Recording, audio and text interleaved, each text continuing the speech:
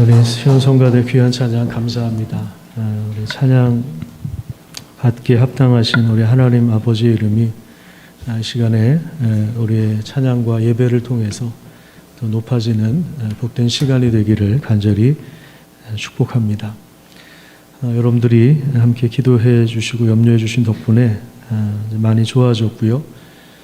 아직 이제 말을 하지 않으면 괜찮은데 말을 하면 좀 목이 간지럽고 기침이 가끔씩 나올 때가 있습니다.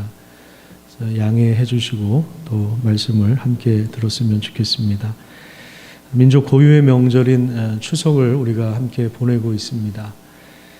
달빛이 가장 아름다운 가을 저녁이라고 합니다. 명절이 기쁘고 감사한 이유는 우리 삶의 뿌리와 근원을 잠시라도 찾을 수 있기 때문입니다.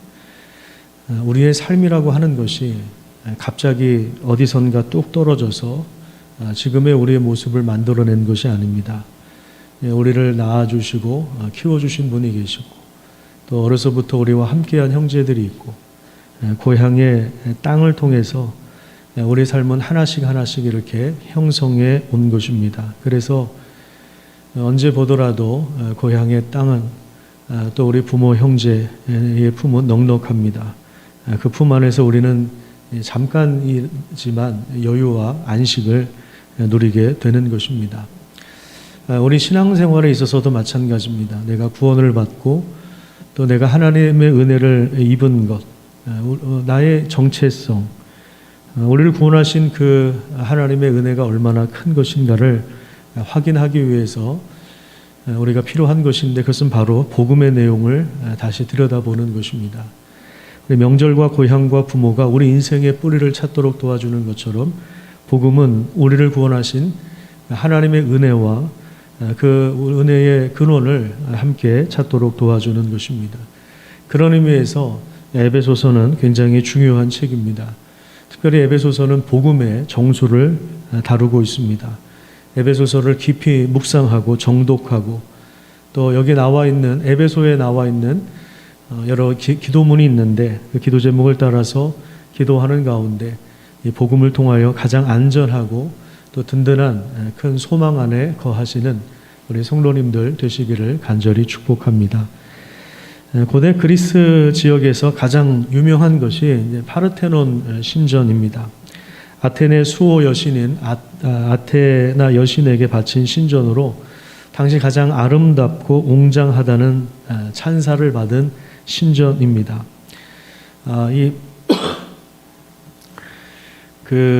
지금 이제 아테네 그리스 지역에서 약간 오른쪽으로 터키 남부 지역이 있는데 그 터키 남쪽에 이제 에베소라고 하는 지역이 있습니다.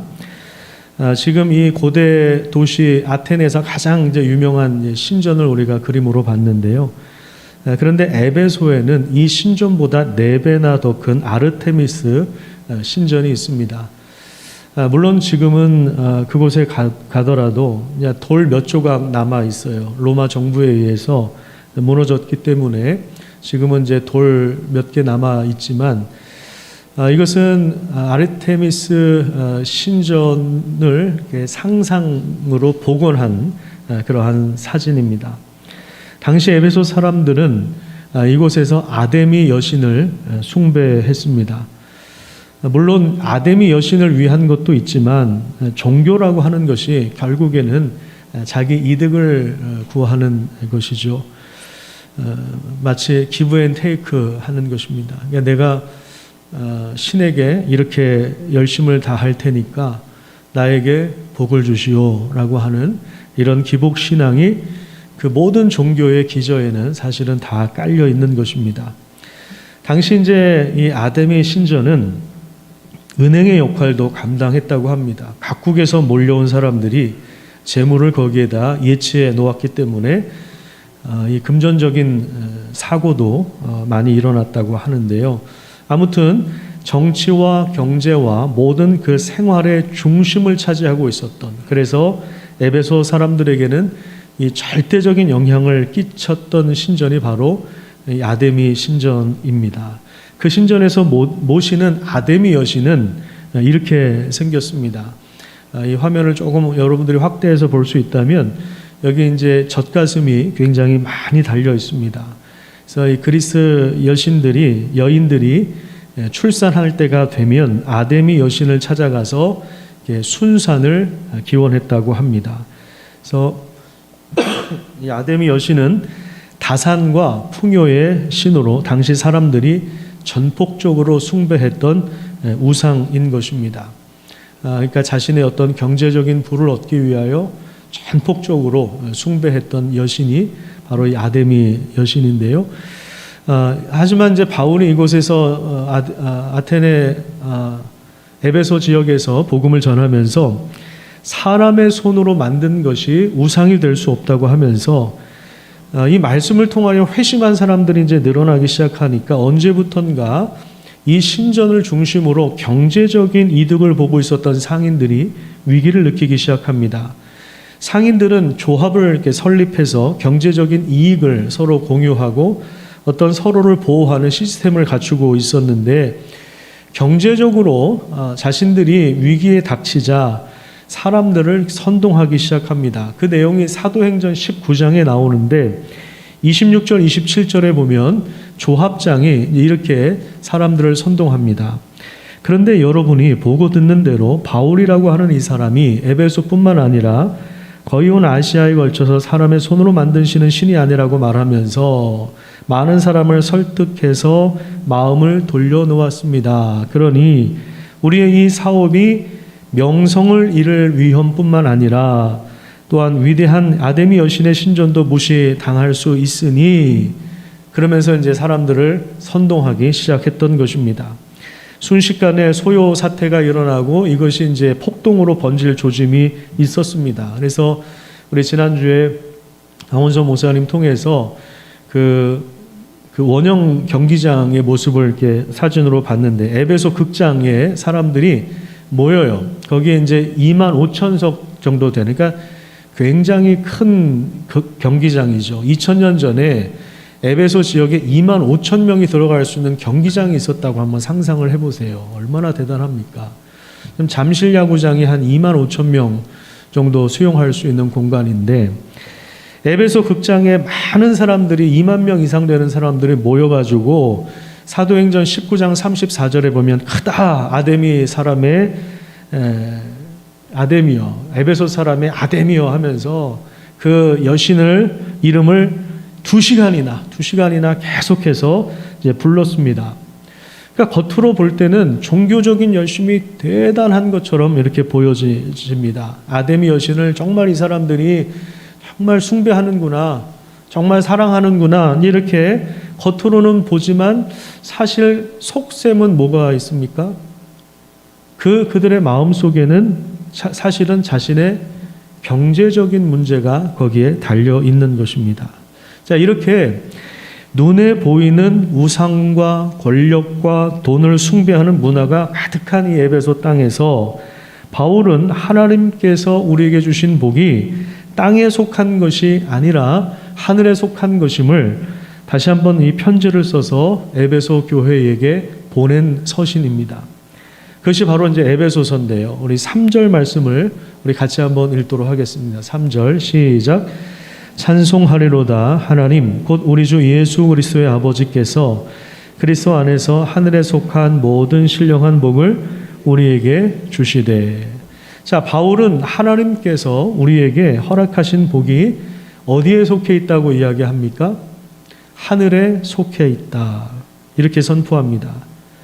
땅에 속해 있지 않고 하늘에 속해 있다. 이렇게 이야기하는데 땅에 속한 복도 있어요. 그런데 그것은 일시적인 것이고 한계가 명확합니다. 그런데 하나님께서 우리에게 허락하신 복의 특성은 하늘에 속한 신령한 복, 이렇게 두 가지로 제시합니다. 한번 따라서 보세요. 하늘에 속한 신령한 복. 하나님께서 우리에게 이걸 이제 주셨는데요. 여기서 신령하다라고 하는 이 말은 영적이다, 이런 의미가 있어요. 성령께 속해서 성령을 통해서 우리에게 주시는 복이다, 이런 의미가 있고요. 그리고 하늘에 있다라고 하는 것은 땅에 있는 것과는 비교할 수 없는, 땅에 있는 것으로 그 값을 매길 수 없는 복이다. 이렇게 이야기하고 있는 것입니다. 그러니까 이 땅에서 누가 이 복을, 하나님이 우리에게 주신 복을 빼앗아 갈 수 없다는 것을 명확하게 보여주고 있는 것입니다. 여기서 하늘이라고 하는 것은요, 장소를 말하는 것이 아닙니다. 요즘에 우리 파란 하늘이 너무 예쁘지 않습니까? 그런 장소를 말하는 것이 아니라 여기서 하늘이라고 하는 단어는 예수님께서 부활하시고 승천하셔서 우주 만물을 다스리는 영역을 말하는 것입니다. 에베소서 2장 6절을 한번 볼까요? 2장 6절을 보시면 허물로 죽은 우리를 그리스도와 함께 일으키사 그리스도 예수 안에서 함께 어디에 앉히셨다고 이야기합니까? 하늘에 앉히셨다. 여기서도 하늘은 하나님이 통치하시는 모든 영역을 말하는 것입니다. 주기도문에 나온 하늘에 계신 우리 아버지 할 때 하늘도 눈에 보이는 파란 하늘을 말하는 것이 아니라 부활하신 주님께서 다스리시는 모든 그 영역을 말하는 것입니다. 그래서 하늘에 속한 이 신령한 복이라고 하는 것은 하나님의 통치와 깊은 관련이 있습니다. 하늘에 속한 모든 영적인 복이 그리스도 안에서 우리에게 주어졌습니다. 누구 안에서요? 그리스도 안에서. 원래 우리는 아담 안에 속해 있었던 사람입니다. 그리스도 안이 아니라 아담 안에 속하여서 그 타락한 본성 안에 그 죄를 물려받아서 죄를 지을 수밖에 없는 그런 입장에 있었어요. 하나님의 그 복을 받을 수 없는 위치에 있었습니다. 하지만 이제 그리스도 안에서 하늘에 속한 신령한 복이, 하늘에 속한 복이 우리에게 주어졌습니다. 자, 그러면 구체적으로 하늘에 속한 복이 도대체 뭐냐? 그것을 이제 풀어서 설명하는 내용이 4절 이하에 나옵니다. 4절부터 10절 말씀을 우리 같이 읽도록 하겠습니다. 4절부터 7절까지만 읽겠습니다. 하늘에 속한 복이 무엇인가? 그래서 곧 이렇게 시작하죠. 하늘에 속한 복이 뭐냐? 곧 이거다. 이렇게 설명을 하고 있는데요. 4절에서 7절 읽어볼게요. 시작. 창세전에 그리스도 안에서 우리를 택하사 우리로 사랑 안에서 그 앞에 거룩하고 흠이 없게 하시려고 그 기쁘신 뜻대로 우리를 예정하사 예수 그리스도로 말미암아 자기 아들들이 되게 하셨으니 이는 그가 사랑하시는 자 안에서 우리에게 거저 주시는 바 그의 은혜의 영광을 찬송하게 하려는 것이라. 우리는 그리스도 안에서 그의 은혜의 풍성함을 따라 그의 피로 말미암아 속량 곧 죄사함을 받았느니라. 하나님께서 우리에게 주신 하늘에 속한 신령한 복은 즉흥적으로 주어진 것이 아닙니다. 우리 인간은 이렇게 즉흥적으로 뭔가 결정할 때가 있습니다. 또 충동적으로 소비할 때도 있죠. 충동 구매를 할 때가 있습니다. 그런데 하나님께서 우리에게 허락해 주신 이 하늘에 속한 복은 즉흥적으로 충동적으로 일어난 사건이 아닙니다. 자, 그 기원을 거슬러 올라가 보면 4절에 보면 그 시점이 언제라고 되어 있습니까? 하늘에 속한 복의 그 시점, 그 기원은 창세전이라고 표현을 합니다. 한번 밑줄을 그어 놓으시면 좋겠습니다. 4절에 보시면 하나님은 창세전에 우리를 택하여 주신 것입니다. 갑자기 우리를 2000 몇 년도에 부르신 것이 아니라 우리를 부르시기 전에 창세전에 우리를 택하여 주신 것입니다. 이 사실이 생각할수록 정말 놀라운 사실입니다. 정말 생각할수록 놀라운 사실이에요. 그리고 우리를 예정하셔서 하나님의 자녀가 되게 하셨습니다. 5절에. 왜 그렇습니까? 4절을 다시 한번 주의해서 보시면 그 앞에라고 하는 단어가 나옵니다. 그래서 그 앞에는 누구 앞에를 얘기하는 걸까요?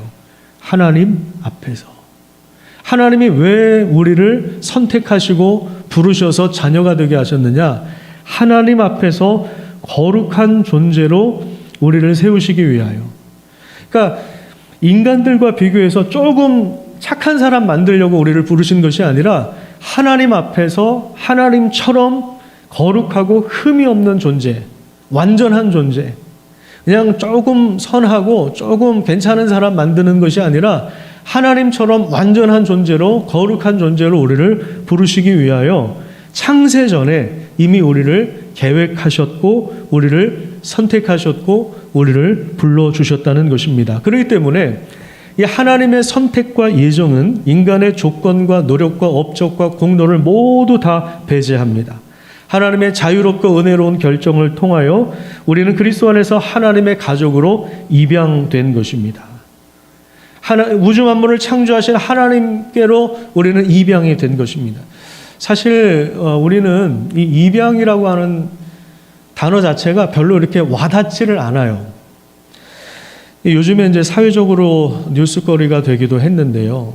그 보호 종료가 된 우리 청소년들이 만으로 18세인가요? 19세가 되면 이제 고아원에 계속 있지를 못하죠. 그래서 아마 제가 알기로 나라에서 한 500만 원 지원금을 주는 것으로 알고 있습니다. 이제 500만 원을 가지고 이 아이가 고아원을 나가서 이제 세상에서 이제 본인이 알아서 살아야 되는 거예요. 여러분 사실 얼마나 막막하겠습니까? 만약에 우리가 그런 입장이라면 우리가 이제 20살이 됐어요. 청년이 됐습니다. 근데 이제 500만 원을 지원을 받았어요. 500만 원 가지고 이제 살아가려면 얼마나 막막하겠습니까? 여기 금천구 쪽에 어디서 목회하시는 이제 목사님이 교회가 이렇게 뭐 큰 교회도 아닙니다. 한 40명, 50명 정도 모이는 교회인데 몇 년 전에 무슨 일을 시작을 했냐면 교회에서 전세를 얻었어요. 빌라를 조그만 걸 하나 얻었어요. 방 2칸짜리. 전세로 얻어가지고 보호 종료가 된 그 청년들의 그 주거 시설을 교회에서 하나를 이제 확보를 한 것입니다. 그래서 2년 전에 한 자매가 20대 중반 정도 된 자매가 거기 들어가 있고 최근에 이제 두 번째 자매가 거기 들어가서 살고 있습니다. 그러니까 교회가 거주지를 마련해 주는 것이고 그 다음에 성도들이 가끔씩 이렇게 반찬을 해가지고 거기다가 이제 가져다 주는 거예요. 그러면 이 자매들은 20대 중반의 청년들인 이 자매들은 본인들이 이제 직장 생활을 해가지고 이제 자립을 할 수 있도록 그렇게 살아가는 거예요. 거기에 이제 교회가 이렇게 도움을 베풀어 주는 거예요. 참 멋있는 그런 사역을 하고 있는데요. 여러분 우리가 어려서부터 이제 고아인데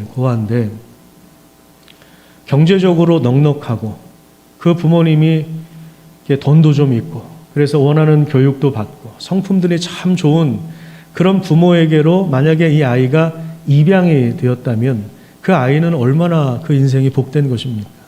그리고 나중에 그 부모의 재산을 이게 상속받을 수 있는 위치로 들어갔다면 여러분 그게 얼마나 그 아이로서는 입양된 것이 얼마나 감사한 것입니까? 그러니까 여기 에베소서 1장 5절, 6절, 7절에 나오는 우리가 하나님의 자녀가 되었다라고 하는 이 표현이 입양되었다라고 하는 표현이 이게 그냥 나온 것이 아닙니다.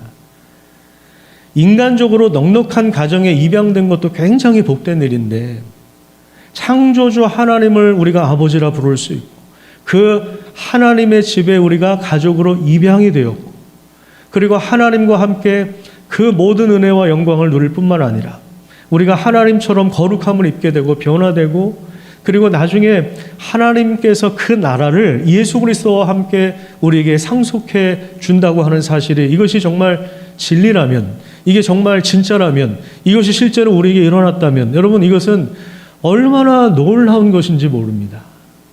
그러니까 예수를 믿는다라고 하는 것은 우리가 구원을 받았다라고 하는 것은 우리가 이 은혜에 참여하고 있다는 것을 의미합니다. 그래서 7절을 다시 한번 보시면 속량이라고 하는 단어가 나오죠. 속량이라고 하는 이 단어는 값을 지불하고 사셨다라는 거예요. 옛날에 이제 노예 제도가 있었을 때 주인이 이 노예를 예를 들어서 5천만 원을 줍니다. 값을 지불하면 이 노예의 소유권을 사는 거예요. 그런 말입니다. 하나님은 그리스도의 피로 우리를 사오신 거예요. 값을 지불하고 자신의 아들의 죽음의 값을 지불하고 우리를 사오셨어요. 그래서 우리는 그리스도 안에 속한 자가 된 것입니다. 하나님의 은혜와 평강을 누릴 수 있는 자가 된 것입니다. 원래는 우리가 그런 위치에 있지 않았어요. 우리는 아담 안에 있었어요. 아담 안에서 죄를 지은 자예요. 사탄의 자식으로 태어난 자입니다. 그래서 죄 때문에 고민하다가 죄에 끌려다니다가 죄 때문에 결국 죽어야 하는 죄 안에서 형벌과 심판을 피할 수 없는 원래 우리의 위치가 그랬어요. 에베소서 2장 1절부터 3절까지 한번 보시면요. 2장 1절에 보면 우리는 원래 죽었던 자입니다. 하나님과의 관계 속에서 죽었던 자예요. 허물과 죄로 죽었던 자입니다. 그리고 3절에 보면 본질상 진노의 자식이에요. 이게 원래 우리의 신분입니다. 그래서 2절과 3절에 보면 우리는 마귀에 매여서 종노릇하고 우리 욕심에 질질 끌려다니고 자기 욕심에 끌려다니고 세상의 풍조에 끌려다닐 수밖에 없는 완전히 영적으로 볼 때는 무기력한 자, 하나님의 진노와 심판이 예정되어 있던 사람입니다. 하지만 이 죄의 값인 죽음과 심판과 저주를 하나님께서 예수 그리스도를 통하여 십자가에서 대신 지불하시고 우리를 죄와 죽음에서 꺼내오신 것입니다. 그래서 과거에 지은 모든 죄뿐만 아니라 지금도 지을 수밖에 없는 그런 죄와 앞으로 지을 모든 그 죄까지도 예수 그리스도에게 다 전가하신 거예요. 그래서 죄 용서를 통하여 하나님이 우리를 구원하셨는데 우리가 구원받을 만한 어떤 조건과 어떤 그런 실력이 있어서가 아니라 그렇게 하신 것이 아니라 이것이 창세 전에 우리가 이 땅에 태어나기도 전에 하나님이 그렇게 계획하셨고 작정하셨고 때가 되어서 그 일을 예수 그리스도를 통해서 이 땅 가운데 이루신 것입니다. 그러니까 시간적으로 볼 때 우리의 구원은 창세 전에 이미 하나님의 그 계획하신 것이고 때가 찼을 때 역사 속에서 그리스도를 통하여 이 일을 이루어 주신 것입니다. 그리고 8절을 한번 보세요. 8절에 보시면 무엇을 우리에게 넘치게 하여 주셨다고 이야기합니까? 지혜와 총명을 주셨습니다. 그래서 그 뜻의 비밀을 우리에게 알려주신 거예요. 제가 지금까지 설명했던 3절부터 7절까지 나오고 있는 이 모든 복, 하늘에 속한 모든 그 신령한 그 복의 내용이 무엇인가를 깨닫게 하시는 거예요. 예수님의 제자들을 통하여 예수님의 제자들의 제자들을 통해서 또 바울과 같은 사도들을 통해서 이 진리의 놀라운 말씀이 에베소 교회 성도들에게 전파되기 시작했던 것입니다. 아데미 여신을 숭배하는 그 돈과 우상과 그 권력을 숭배할 수밖에 없었던 그 사람들에게 이 복음이 전해지기 시작했던 것입니다. 그래서 거기에서 에베소 교회가 탄생한 것입니다. 그리고 2000년 후에 안양에도 이 복음이 우리에게 전파되어서 우리가 지금 하나님을 알게 되는 것이고 그리고 지금 현재 우리가 하나님의 가족으로 입양되어서 그 은혜를 함께 누리고 있는 것입니다. 우리가 누리는 구원의 은혜, 우리의 죄를 용서받고 하나님을 아버지라 이제 부르며 기도할 때 응답하시고 우리를 인도하시고 우리를 보호하시고 그래서 공동체가 되어서 함께 이 은혜를 누리도록 우리 가운데 지금도 함께 하시는 것입니다. 이것이 우리에게서 난 것이 아니라 하나님께로부터 시작되었다는 것, 하나님께 이유가 있고 목적이 있다는 것을 확인하면 그러면 우리가 받은 이 구원을 누구도 흔들 수 없다는 사실, 땅에 속한 것으로 도저히 이거 값을 매겨가지고 비교할 수 없다는 것을 알게 되는 것입니다. 가끔 우리가 낙심하기도 하고 절망하기도 하고 사람이 이렇게 무기력해질 때가 있죠. 이번에 이제 저도 코로나에 감염되다 보니까 참 이렇게 삶이 무기력해지는 것 같아요. 막 의지가 꺾여버리고. 근데 제가 이제 몇몇 분들하고 이제 통화를 하면서 또 이미 코로나에 걸렸던 목사님들하고도 통화를 하면서 제가 이번에 이제 느낀 게 뭐냐면 코로나에 걸리셨던 분들 중에 그 후유증이 여러 가지가 있는데 그 중에 하나가 무기력증이더라고요. 삶이 이렇게 너무 이렇게 무기력하대요. 무기력을 호소하는 분들이 참 많으시더라고요. 이게 전염병이 몸 안에 들어와도 또 여러 이제 질병이나 우리를 무겁게 하는 환경이 우리를 짓누를 때 우리 인간은 너무나도 쉽게 무기력해집니다. 무기력해져요. 지금 이제 사도 바울도요, 로마 정부에 의해서 쇠사슬에 묶여 있는 상태거든요. 자가격리 7일 하면 끝나는 것이 아니라 2년 동안 지금 묶여 있는 상태예요. 2년 동안 감금을 당해 있다고요. 여러분 이게 정말 미칠 노릇입니다. 내가 원할 때 밖에 나가고 내가 원할 때 일을 하고 내가 물건을 사고 내가 누구를 만나고 내가 누구와 만나서 얘기할 수 있는 이 자유가 얼마나 큰지 몰라요. 근데 지금 사도 바울이 인간적인 그 조건으로 볼 때는 무기력할 수밖에 없는 상황이에요. 쇠사슬에 매여 있어요. 그런데 정말 놀라운 사실은 뭐냐면 하나님의 말씀은 매이지 않고 묶이지 않는다는 것입니다. 말씀의 권능은 우리를 창세 전으로 끌고 들어갑니다. 그래서 우리가 받은 이 구원의 은혜가 즉흥적인 것이 아니라 땅에 속한 것으로 계산할 수 있는 것이 아니라 오랜 시간 하나님의 세심한 계획과 주도권에 의한 은혜이며 능력이라는 사실을 보여주고 있는 것입니다. 세상은 우리를 무기력하게 만든다 할지라도 복음은 우리를 다시 무기력에서 다시 일어나게 한다는 사실을 여러분 기억하시기를 축복합니다. 세상의 것이 좀 무너질 수 있고 그 가치가 손상될 수 있습니다. 살다 보면 그럴 수 있죠. 건강을 잃어버릴 수 있고 재산을 잃어버릴 수 있고 명예를 상실할 수 있죠. 나이가 들면 서러운 일이 얼마나 많습니까? 그죠? 병도 들고 사람이 무기력해질 때가 얼마나 많습니까? 기력도 없고 서러울 때가 참 많습니다. 그런데 세상의 것과 비교 불과한 하늘에 속한 그 신령한 복이 우리의 것으로 주어져 있다는 사실을 여러분 예배소서를 통해서 확인하시기를 바랍니다. 뿐만 아닙니다. 여기서 끝나는 것이 아니라 하나님께서 우리를 구원하신 것은 더 복된 미래가 다가오고 있음을 보여주고 있습니다. 하늘에 속한 그 신령한 복이 우리에게 지금 나타나서 우리도 지금 누리고 있는데 이게 이제 장차 미래에 어떻게 완성될 것인가 그것을 10절에서 보여주고 있습니다. 10절 말씀 우리 같이 한번 읽겠습니다. 시작. 하늘에 있는 것이나 통일되게 하려 하심이라. 하나님은 하늘과 땅에 있는 모든 것이 그리스도 안에서 뭐가 된다고요? 통일된다.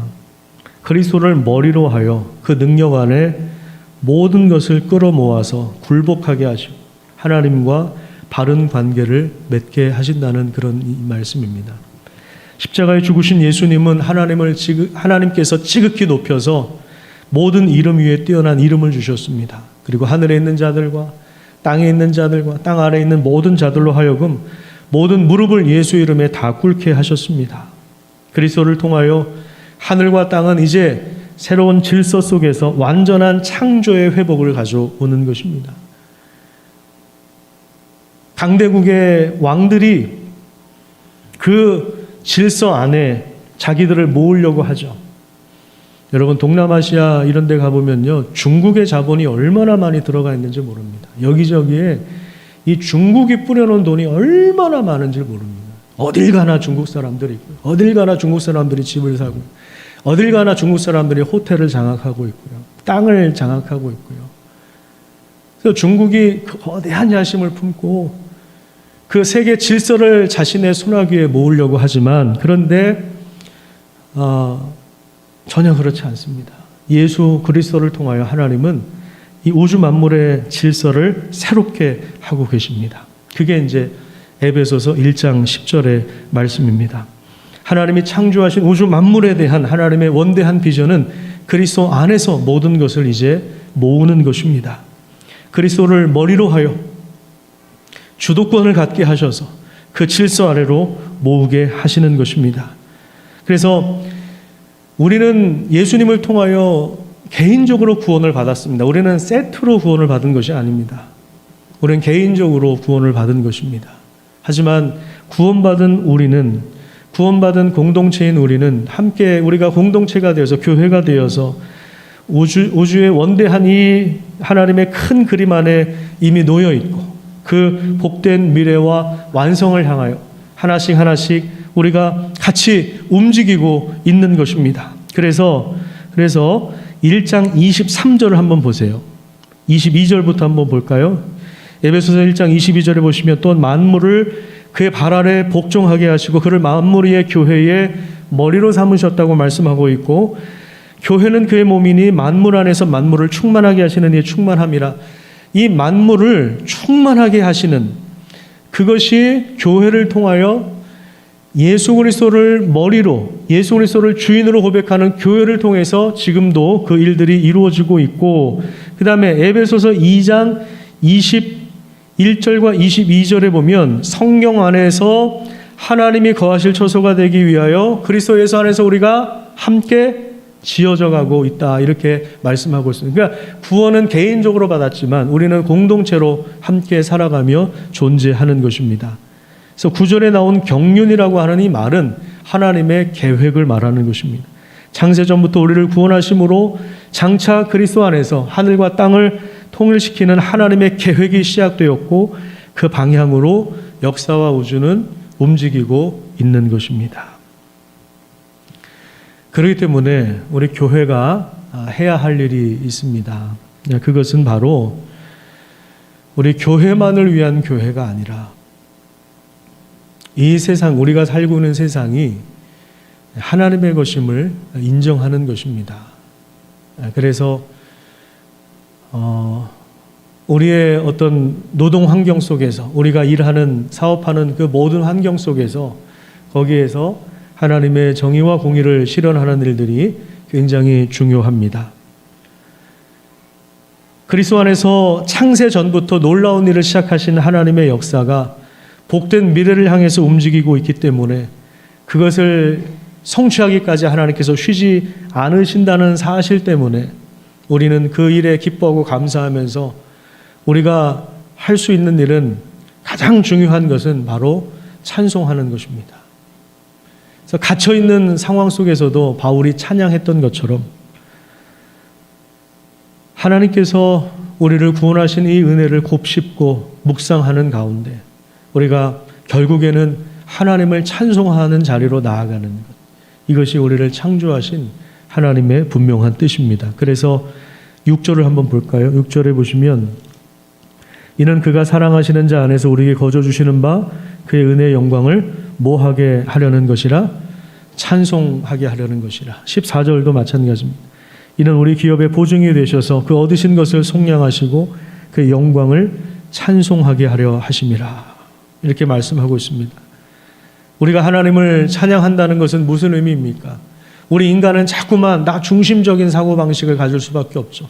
나 자신에게 골몰합니다. 시야를 나 자신을 향할 수밖에 없어요. 나 중심적인 그 사고방식 때문에 사실은 계속 충돌하지 않습니까? 근데 그것을 하나님께로 이 방향을 전환하는 것입니다. 그게 찬양이에요.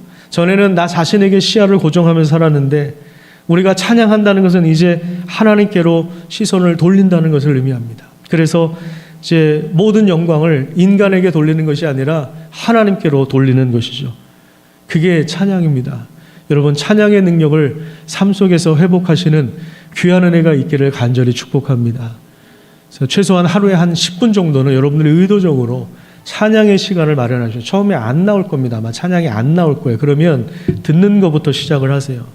찬양 듣는 것부터 시작을 하시다가 따라서 부르십시오. 찬양을 5분 이렇게 10분 부르다 보면 이 시간이 점점 늘어납니다.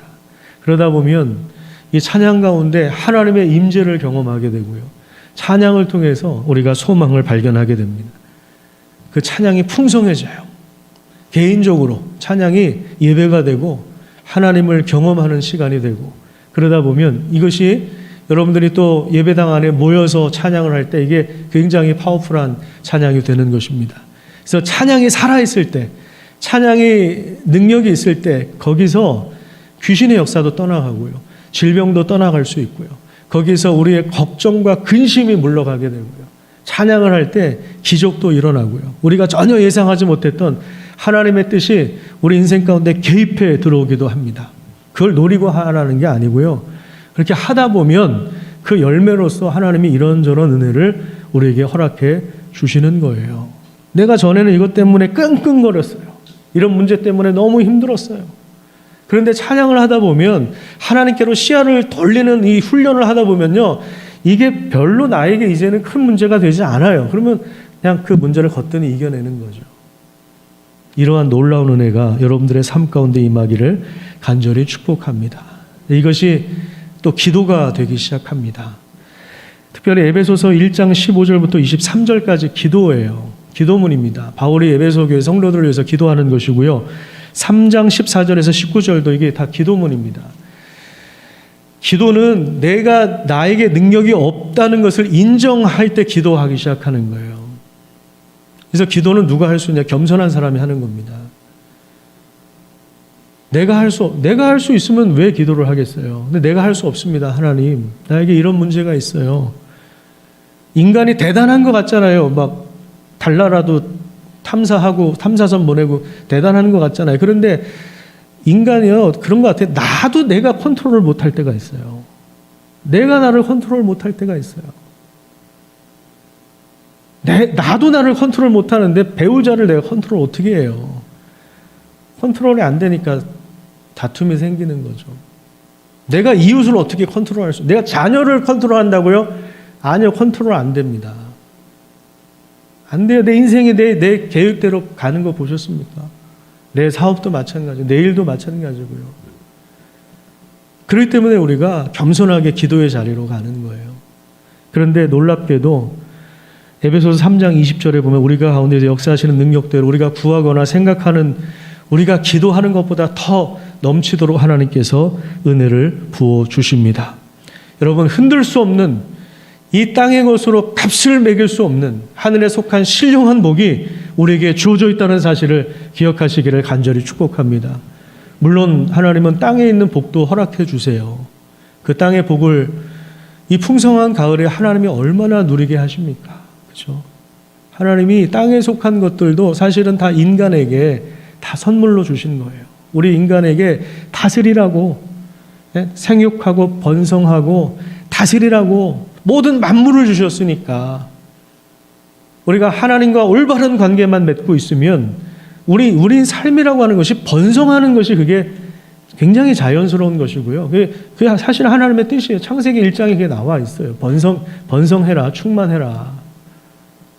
이게 하나님의 뜻이에요. 우주 만물을 다스리는 그 역할을 우리 인간에게 맡겨주셨어요. 우리 인간의 삶이 무력할 틈이 없습니다. 이 복음의 내용을 깨닫고 나면 누구도 흔들 수 없는 구원, 누구도 끌고 갈 수 없는, 흔들 수 없는 이 구원의 은혜가 우리에게 주어져 있다는 사실을 기억하면서 그 믿음 안에서 이 복음의 능력으로 다시 일어서서 복된 발걸음 걸어가시기를 간절히 축복합니다. 기도하겠습니다.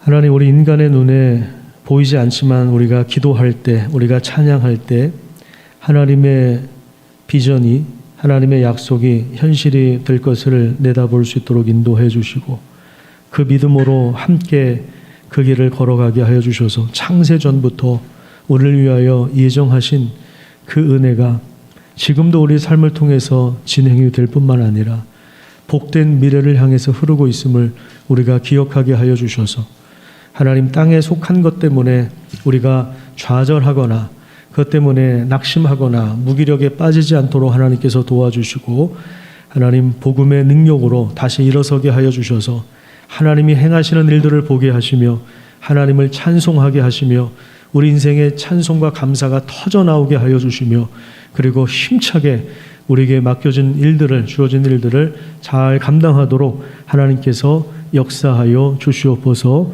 감사드리며 예수님의 이름으로 기도드립니다. 아멘.